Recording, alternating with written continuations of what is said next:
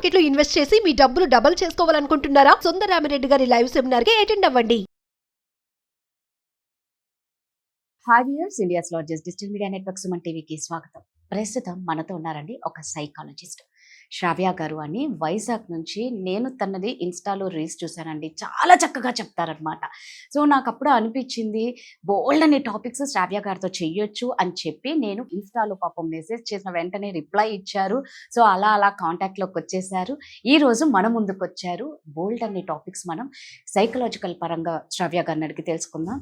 నమస్తే శ్రావ్య గారు. నమస్తే రాధా గారు. సో శ్రావ్య గారు, ఇప్పుడు నార్సిజం గురించి మనం మాట్లాడుతున్నాం కాబట్టి అసలు నిజంగా ఎన్ని రకాలు ఉన్నాయని తెలుసుకోవాలని ఉంది. నార్సిసిజంలో రకాలు ఉన్నాయండి. 7 టైప్స్ ఆఫ్ నార్సిసిజంలు ఉన్నాయి. కొన్ని మేనేజబుల్ అండి, పర్వాలేదు, వాళ్ళతో లైఫ్ లీడ్ చేయగలం. ఓకే. కొన్ని మైల్డ్ ఉంటాయండి.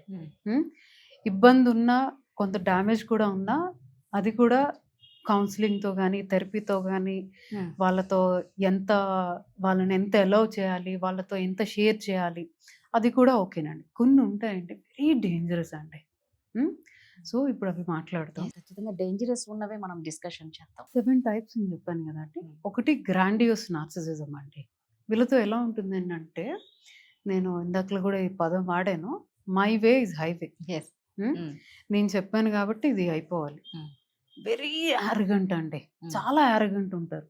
అంటే ఎలా అంటే వీళ్ళకి మీరు చెయ్యాలి కదా, మీరు నాతో ఇలానే కదా ఉండాలి అన్నట్టు ఉంటుంది. ఆ గ్రాండియోసిటీ కూడా ఎలా ఉంటుంది అంటే, మనం ఇప్పుడు ఫర్ ఎగ్జాంపుల్ ఆ మనిషికి ఇది కావాలి, స్పెషల్ ట్రీట్మెంట్ కావాలి, లేకపోతే ఏదో కావాలి అని అవతల మనిషికి అర్థమయ్యి నువ్వు ఇస్తున్నా కూడా, నేను కాబట్టి నువ్వు ఇస్తున్నావు అన్నట్టు ఉంటుంది వీళ్ళతో.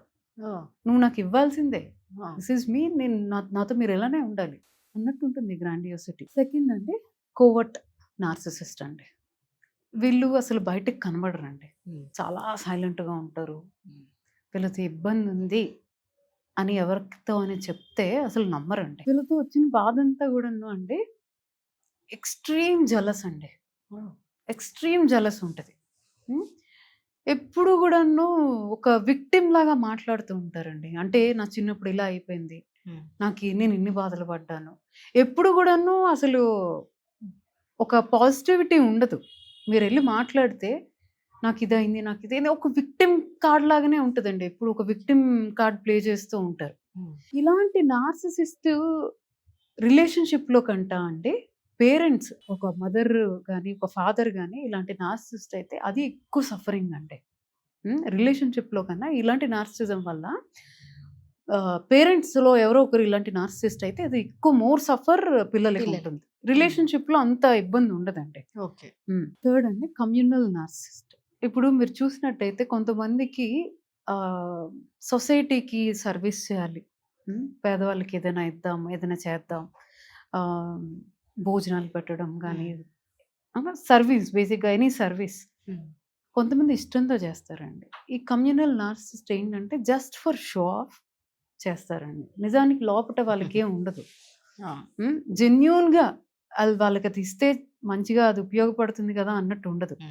జస్ట్ ఫర్ షో ఆఫ్, నేను ఇంత చారిటబుల్ ట్రస్ట్ నడుపుతున్నాను కానీ, లేకపోతే నేను వీళ్ళకి హెల్ప్ చేస్తున్నా, అవన్నీ కూడా ఆన్ రికార్డ్ ఉంటాయండి. వీడియోస్ తీసి పెట్టడం. కొంతమంది తీస్తారండి, లోపల ఇంటెన్షన్ కూడా మంచిగానే ఉంటుంది వాళ్ళకి. వాళ్ళని చూసి ఇంకో 10 మంది చేస్తారు అని కొంతమంది ఉద్దేశాలు అవి వాళ్ళని నేనేం అనట్లేదండి. వీళ్ళు జస్ట్ ఫర్ షో ఆఫ్ చేస్తారండి. Just for show off help చేస్తూ ఉంటారు వీళ్ళు. వీళ్ళతో ఎలా ఉంటుందంటే పిల్లలకి, ఎస్పెషల్లీ పిల్లలకి, నా తండ్రి కానీ నా తల్లి కానీ నిజంగా మంచోలేనా, బయటకు అట్లా, ఇంట్లో ఎందుకు ఇట్లా ఉండట్లేదు, అంటే బయట ఎవరైనా చూస్తేనే హెల్ప్ చేస్తారా అన్నట్టు అడాప్ట్ చేసుకుంటారు కూడా పిల్లలు. మీరు అన్నట్టు నిజంగా మనం కరోనా టైంలో ఆ తర్వాత కూడా చూసినాము, ఒక బనానా 10 మంది కలిసి ఇవ్వడము, అది స్టేటస్ లో పెట్టుకోవడం.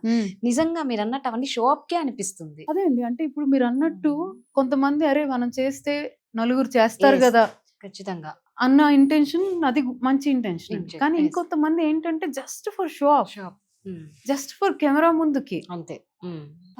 అది కమ్యూనల్ నార్సిసిజం అండి. సో బినైన్ నార్సిసిజం అని ఒకటి ఉంటుందండి. వీళ్ళు లెస్ హార్మ్ అండి, వాళ్ళతో అంత ఇబ్బంది ఏమి ఉండదు, చాలా ఫన్ ఉంటారు, చాలా సరదాగా ఉంటుంది వీళ్ళతో. But when it comes to money, లేదు రెస్పాన్సిబిలిటీస్ ఇలాంటివి వచ్చినప్పుడు ఇట్లా ఎస్కేప్ అయిపోతుంటారు. ఎస్కేప్ అవుతారు. వీళ్ళతో పెద్ద ఇబ్బంది ఉండదు, లెస్ హార్మ్. ఇది మీరు రెజొనేట్ అవుతారేమో. జనరేషనల్ నార్సిసిస్ట్ అండి అంటే నెక్స్ట్ జనరేషన్కి కూర్చోబెట్టి మన కుటుంబం ఇది, మన ఫ్యామిలీ ఇది, మన వాల్యూస్ ఇవి, ఈవెన్ తో బయట వాళ్ళ గురించి ఏం మాట్లాడుకుంటున్నా కూడా నెక్స్ట్ జనరేషన్కి రియాలిటీ తెలియనివ్వకుండా ఓకే.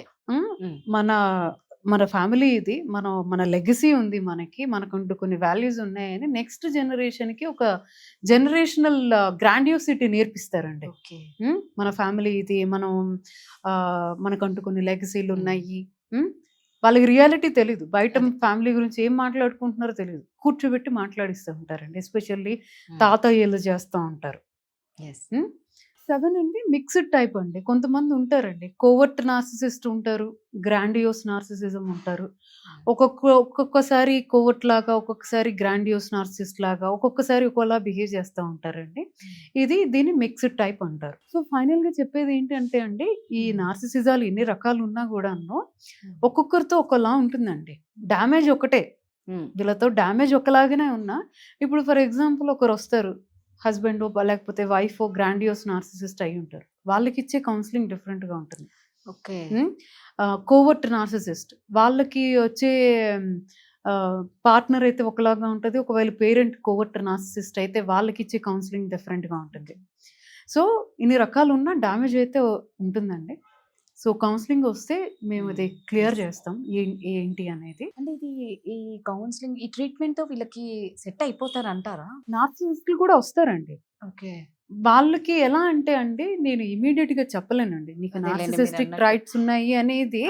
ఎలా ఉంటుందంటే థెరపీలోనే వాళ్ళ నోటితో వాళ్ళే ఓపెన్ అయ్యేలాగా థెరపీ ఉంటుందండి. ఓకే. కొన్ని ఎలా అంటే ఒక్కొక్కసారి కొన్ని సెషన్స్ లోని వాళ్ళు రియలైజ్ అయ్యి లిటరలీ ఏడ్ చేసి అట్లా ఉండిపోతారండి.